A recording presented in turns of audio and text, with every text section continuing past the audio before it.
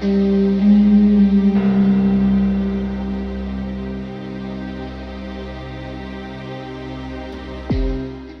they have to put it as far as possible in the model so that we can see the light rays parallel to each other from Earth. So that means that if the sun is 93 million miles away, the difference between the parallel lines will be immeasurable. The further away the sun is, the better your math will work, and no one will know what they are doing.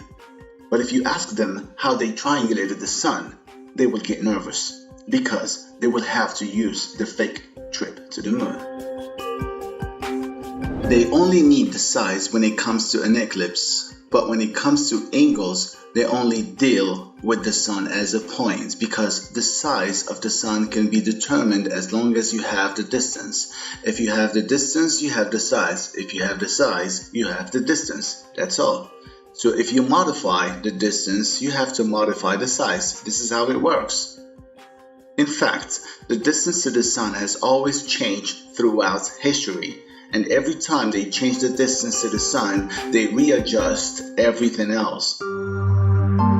But something strange happened in 2017 in the largest eclipse of the year over the United States. On August 21st, on their own website, they said that the duration of the eclipse is 5 hours. So if you do the calculations of the globe model, you will see that the eclipse should only last 4 hours and something. So with this eclipse, they have almost an hour to spare, and they know it.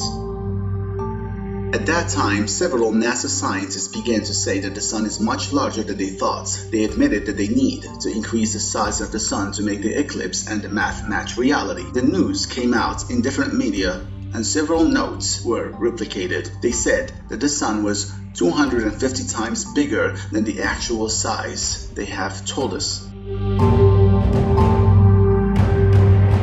But now, those news articles disappeared from the internet, and all we can find now is that NASA scientists say that the size of the sun has to be a bit bigger so the eclipse calculations can work more precisely. This is very relevant because what they are clearly saying is that the size of the sun is a theory, and of course the distance to it is also a theory, but most people do not know about this.